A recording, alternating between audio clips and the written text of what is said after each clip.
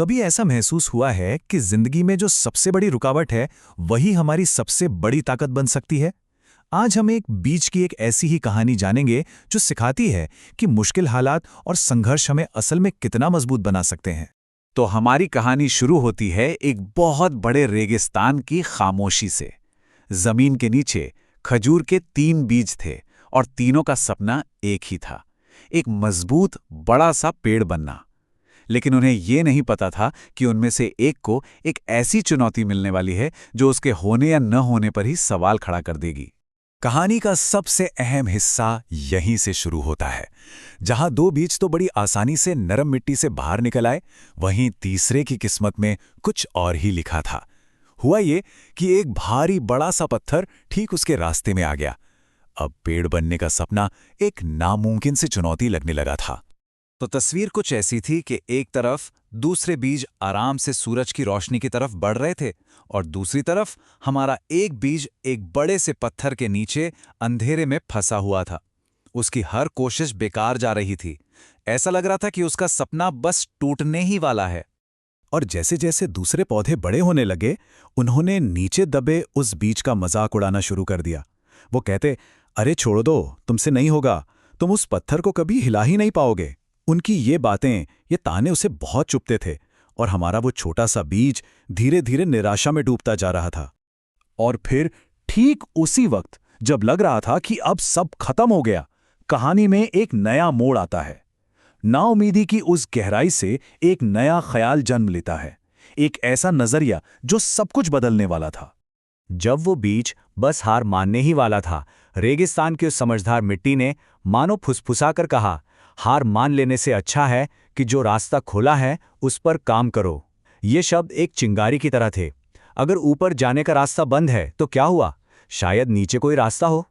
इस नई सोच के साथ बीज ने अपना पूरा ध्यान ही बदल दिया। ऊपर की तरफ जोर लगाने के बजाय उसने अपनी सारी ताकत नीचे की ओर लगानी शुरू कर दी, अपनी जड़ों को और गहरा करने में। ये एक ऐसा संघर्ष था जो किसी को दिख नहीं रहा था, एक लड़ाई जो जमीन के नीचे लड़ी जा रही थी।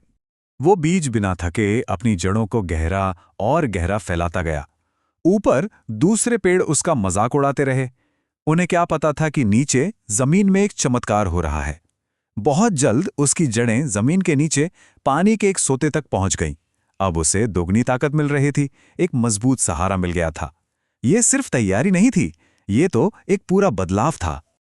और ये वो पल था जब अंदरूनी ताकत ने बाहरी रुकावट पर जीत हासिल की।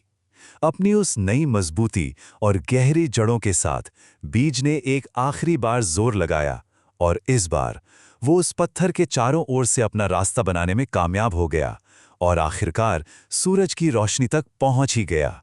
अब वो एक छोटा पेड़ बन चुका था। उसने अपनी पहली और सबसे बड़ी मुश्किल को तो पार कर लिया था, लेकिन कुदरत के पास उसकी असली ताकत को परखने का एक और तरीका था। सबसे बड़ी परीक्षा तो अभी बाकी थी। एक दिन अचानक आसमान काला पड़ गया। रेगिस्तान में एक भयानक तूफान आया। इतनी तेज हवाएं थी कि बड़े से बड़े पेड़ भी टूटकर गिर सकते थे। अब ये आखिरी इम्तिहान था, जिंदा रहने की एक असली लड़ाई। और यहीं पर असली ताकत का पता चलता है। जो पेड़ बड़ी आसानी से बड़े हो गए थे, वो उस तूफान में तिनकों की तरह टूटकर बिखर गए।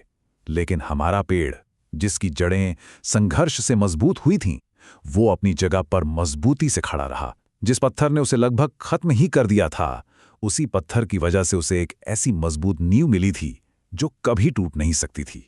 तो इस छोटी सी कहानी से हमें क्या सीख मिलती है? ये सिर्फ एक बीज की कहानी नहीं है, बल्कि हम सबके लिए एक बहुत बड़ा सबक है।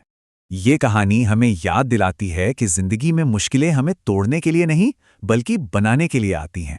जब हमें लगे कि तरक्की बहुत धीमी हो रही है, तो हो सकता है कि हम जमीन के नीचे अपनी जड़ें मजबूत कर रहे हों।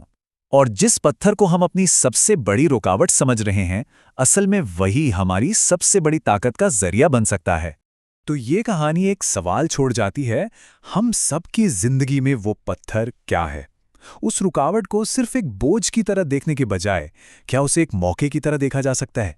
अपनी जड़ों को और गहरा करने का मौका, ताकि जब जिंदगी के तूफान आए तो हम पहले से कहीं ज्यादा मजबूती से खड़े रह सकें।